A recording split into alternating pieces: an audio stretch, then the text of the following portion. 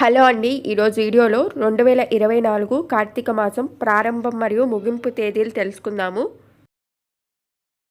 కార్తీక మాసం హిందూ మతంలో అత్యంత పవిత్రమైన మాసాల్లో ఈ మాసం ఒకటి.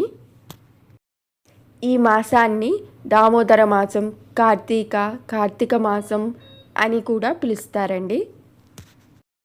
ఇంకా ఈ సంవత్సరం కార్తీక మాసం నవంబర్ 2వ తేదీన ప్రారంభమయ్యి డిసెంబర్ 1వ తేదీన ముగుస్తుంది.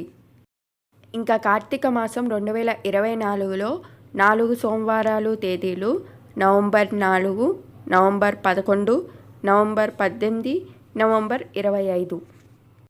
ఇంకా ఈ 2024 కార్తీక మాసంలో ముఖ్యమైన పండుగలు చూద్దామండి.